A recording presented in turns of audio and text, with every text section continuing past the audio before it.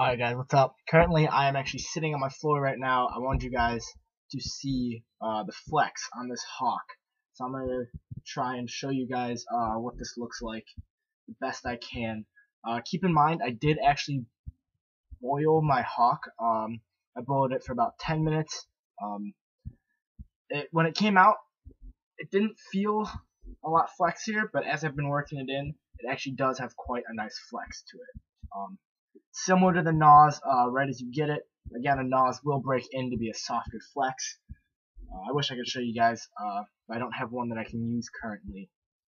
This will be the hawk, so I'm going to do my best to show this to you guys. Hold on.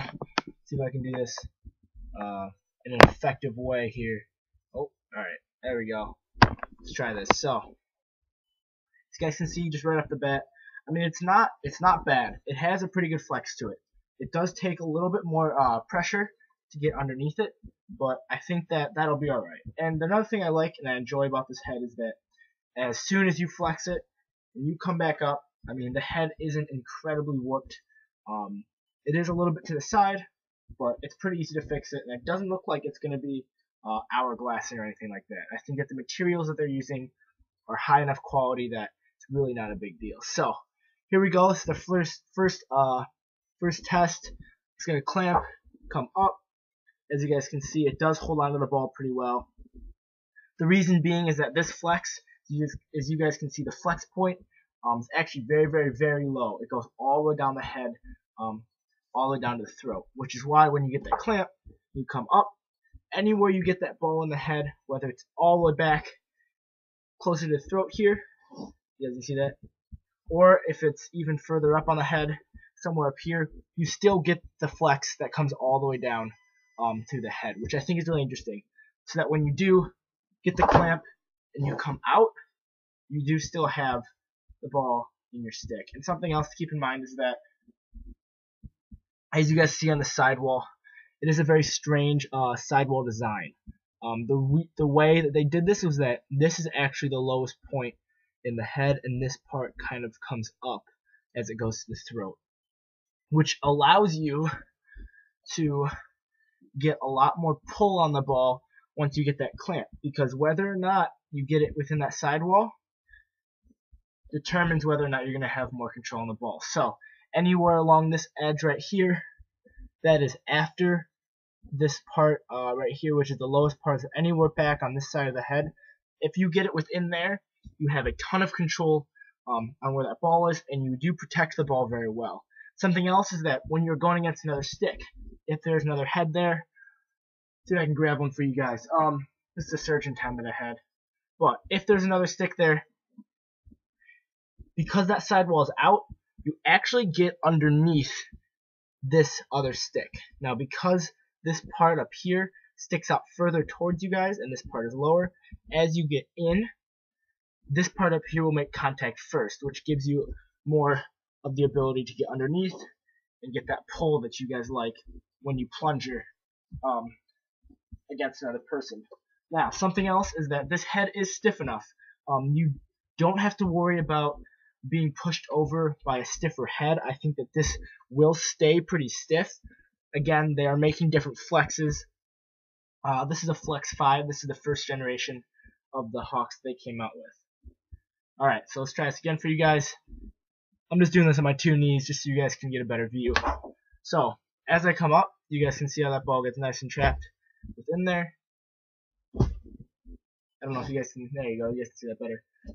Now, if I wanted to, I can flex this all the way down to the ground as hard as I can.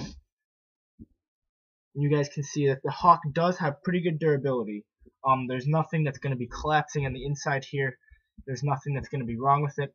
Again, it is pretty pushed to one side. However, I just pushed it the other way and it's right back to where it was. So I think that is very important for a head as far as durability reasons, is that while it does get flexible, you're not going to lose a lot of the face shape and the ability, which I really like in a face-off head. Something else to note is that these sidewalls right here are slightly flared in. So as you come, if you're looking on the back of the head, this part right here is inside of these ones out here. So that means that it flares in tighter like that, which is good for when you want to face off because it gives you the ability to protect the ball better. It kind of catches the ball and wraps around it more, so that when you do pull it out, you have the ability to protect the ball. Now, all right. So if I am to get the full pinch and pop, I win it cleanly. I have no problems. I get my stick over. I get the full clamp. I have full control. Something else is that there is nothing that's going to get in the way when you pop up and you come back down and you catch it in your stick. I am using 20mm mark mesh, which again is very, very soft. So that plays into it too. But I like that when you do come back to the other side, that you don't have to worry as much about anything getting in the way. This face shape is actually very, very similar to a Blade Pro in my opinion. Something maybe like a Blade Pro X6 more. It's a little bit wider. However, the Blade Pro does seem to warp pretty badly. And again, this will probably warp, but I don't see it happening right away.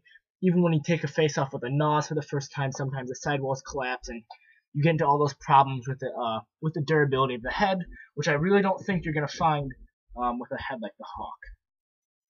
So let's try this again for you guys. So I clamp, I got the full clamp coming up. This one was not all the way in the throat. As you guys can see, the ball is not pushed back all the way here. It's actually up in this area, and I'm still able to get that full control because of how the flex comes down the entire head. So if I'm going to line up here and I get that clamp, the ball's about in the middle of my head. Even if I want to go back the other way, I'm still able to pull that back, and it stays in my head pretty well.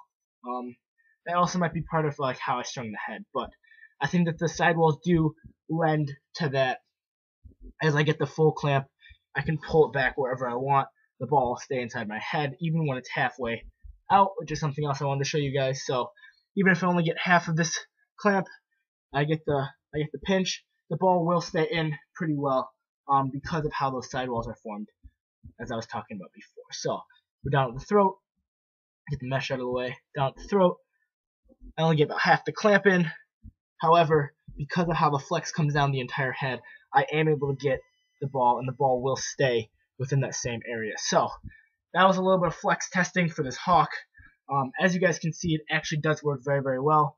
I think it's interesting to note that the Epoch did make a head that's very durable, yet has a pretty decent flex to it. I think as I work this in more, it'll become even easier to get the face-offs that I like, which are nice and quick. So as you guys can see, that it catches very nicely right around that sidewall area as I was talking about before. So thanks guys. I'll see you guys later. If you guys have any questions, just let me know.